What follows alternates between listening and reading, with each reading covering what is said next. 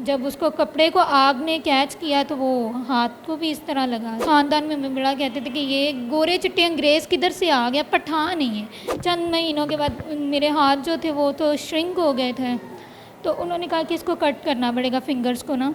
अल्हम्दुलिल्लाह, शुक्र है अल्लाह का, मैं हर हाल में शुक्र करती हूँ बिकॉज़ मैं सारा कुछ कर लेती हूँ अपना।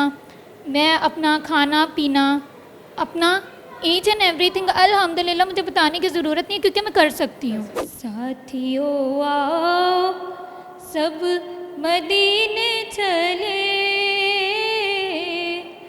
खोटे सिक्के वहीं पे चलते हैं। MYK न्यूज की वीडियोस देखने के लिए हमारा चैनल सब्सक्राइब कीजिए और बेल आइकॉन को क्लिक कीजिए ताकि आप हमारी आने वाली वीडियो से बाखबर रह सकें। बिस्मिल्लाहिर्रहमानिर्रहीम। अस्सलाम वालेकुम। MYK न्यूज़ के साथ मैं हूं आपकी मेज़बान एनी बाजवा। जी तो नाज़रीन, इस टाइम हम PSRD में मौजूद हैं जो कि बहाली इदारा माजूरा के नाम से जाना और पहचाना जाता है। यहाँ पे माजूर बच्चे बहुत ही कसीर तादाद में हैं। कोई बर्न हुआ, किसी से चला नहीं जाता, किसी के बाजू नहीं है, किसी के पाँव नहीं है, और यहाँ पे बच्चे जिस अज़्म से काम कर रहे हैं वो काबिल मिसाल है। इस टाइम हमारे साथ यहाँ पर बहुत ही प्यारी बच्ची मौजूद है, उनसे बात करेंगे और उनसे जानेंगे कि ये हादसा कब रूनुमा हुआ और उनके ज़िंदगी के क्या अचीवमेंट हैं, क्या गोल है। अस्सलाम वालेकुम। वालेकुम अस्सलाम। क्या हाल है आपका? मैं ठीक ठाक अल्हम्दुलिल्लाह। नाम क्या आपका? अक्सा रज़ाक। अच्छा अक्सर, कौन सी क्लास में हो आप? मैं 9th में। और शुरू से आप इसी इंस्टीट्यूट में आ रही हो? जी, मुझे कुछ साल हुए हैं। पहले किसी और स्कूल में थी, अब इधर आई, इधर का पता चला तो मुझे 3 साल हो गए इधर पढ़ते हुए। अच्छी आपकी एजुकेशन हो रही है? जी बहुत अच्छी अल्हम्दुलिल्लाह, मैं बहुत खुश हूँ और ये स्कूल भी बहुत अच्छा है। अच्छा अक्सर, मुझे ये बताओ कि जिस तरह आप बर्न हुए हो, माशाल्लाह फिर भी बहुत हिम्मत है कि आप लिख रहे हो, चल रहे हो, हर चीज़ हम देख रहे थे, ऑफ सेट आप सब काम कर रहे हो। तो ये हादसा कब रूनुमा हुआ, कौन सी एज में थी आप? मैं 1.5 साल की थी जब ये हादसा हुआ था। मेरी ट्विन सिस्टर भी थी, हम 2 बहनें थी और सर्वेंट क्वार्टर में मेरी अम्मी अब्बू जो काम करते थे उनका, तो छोटे छोटे से थे और सो रहे थे हम लोग। और अम्मी हमारे पास ही बचपन में कोई हम कंबल वगैरह या लिहाफ इस तरह किया नहीं करते थे कि बच्चे होते हैं उनकी आदत होती है उतार के तो फेंक दिया। तो अम्मी ने हल्का सा चूल्हा जलाया हुआ था कि इनको हीट रहे, कि सर्दी ना लगे। जनवरी का महीना था, फुल सर्दियाँ थी। तो इसमें यह था कि उन्होंने बुला लिया चाय के लिए कि आके चाय बना दें हमारी। तो मेरी अम्मी चली गई उनकी चाय बनानी। तो अब्बू मेरे अपने घर की सब्ज़ी, हमारे घर की सब्ज़ी लेने चले गए। तो हल्का हल्का सा चूल्हा जल रहा था। अम्मी को था कि ये भी गहरी नींद में बच्चे सो रहे हैं और मैंने 5 मिनट के अंदर वापस आ जाना। कोई वो अंदाज़ा नहीं था कि ये हो जाना है या कुछ इस तरह का। बस मामा को था कि मैं 5 मिनट के अंदर अंदर वापस। वो बस हल्का सा चूल्हा जल रहा था, कहीं हम पीछे से उठ गए। अचानक से देखा है कि कमरे में कोई भी नहीं है और कोई कपड़ा लिया, उसको यूँ आग पे किया है। तो वो जब उसको कपड़े को आग ने कैच किया तो वो हाथ को भी इस तरह लगा, हल्का सा सेक लगा।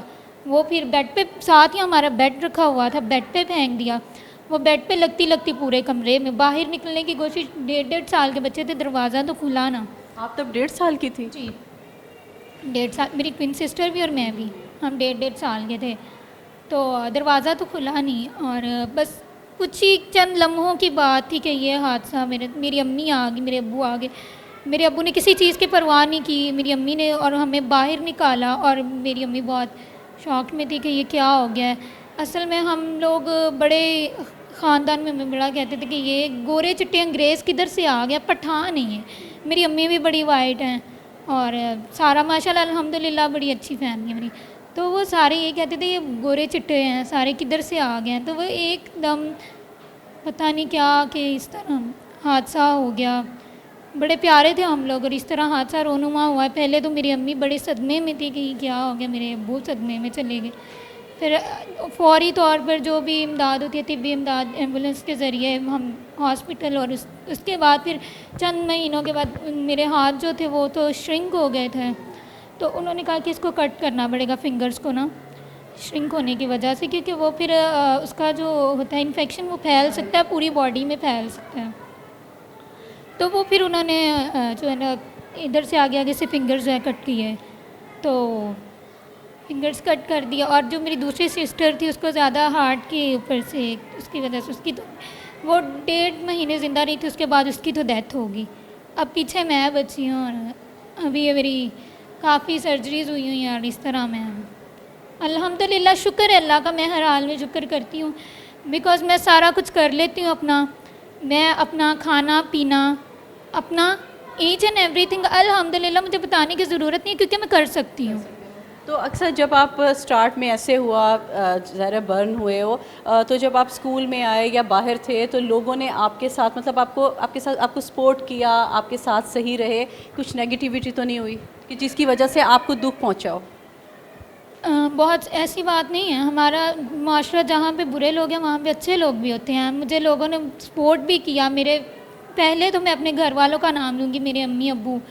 मेरे बहन भाई मुझसे छोटे हैं लेकिन मुझसे प्यार बहुत करते हैं। मेरी अम्मी अब्बू ने मुझे फुली सपोर्ट किया है। मेरे रिलेटिव्स जो थे उन्होंने मुझे फुली सपोर्ट किया। किसी तरह का मुझे कोई दबाव नहीं कि तुम बैठ जाओ या हमारी किसी तरह की शर्मिंदगी का बायस बनेगा, कुछ नहीं। उन्होंने मुझे बहुत इनकरेज किया कि आप बढ़ो, आगे पढ़ो, हम आपके साथ हैं, हम आपको सपोर्ट करेंगे।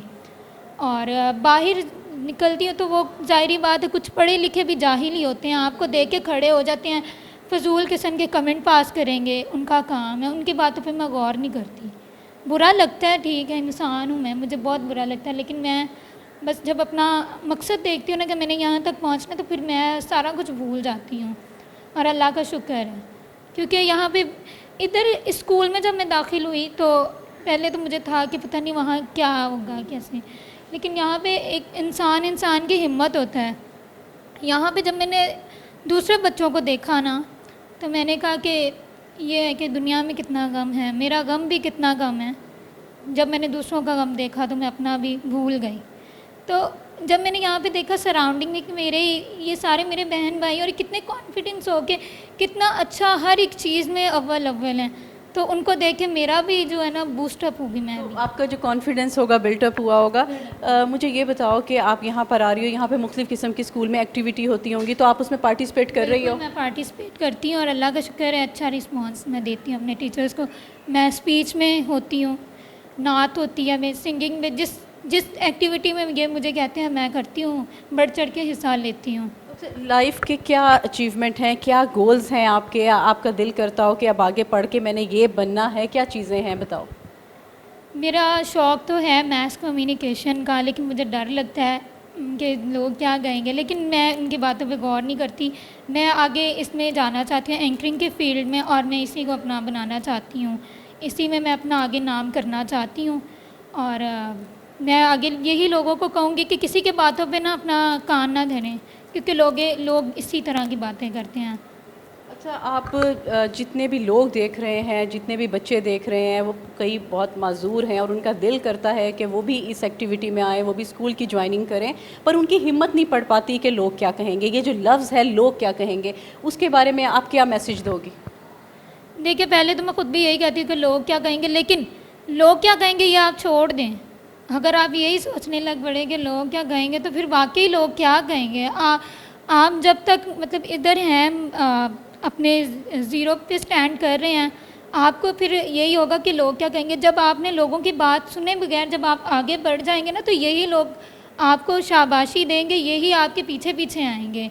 तो ये आप छोड़ दें कि लोग क्या कहेंगे। लोग कहते ही रहते हैं, उनका हम कुछ नहीं कर सकते, लेकिन लोगों का इस सवाल का जवाब यही है कि आप उनकी बातों को इग्नोर करें और अपना जो भी आपका मकसद है उसमें आप अपनी एफ़र्ट देते रहें, अपना करते रहें, अपना अच्छा बेस्ट दें, और फिर देखें कि आपको लोग क्या कहेंगे।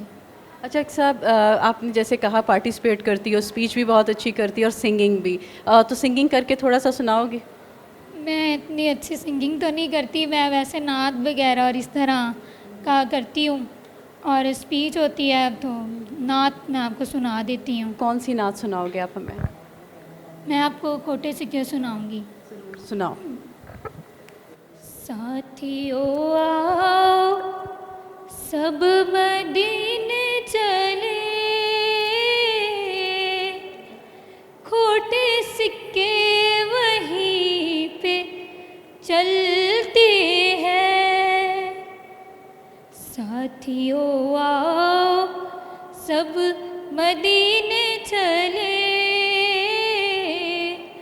खोटे सिक्के वहीं पे चलते हैं।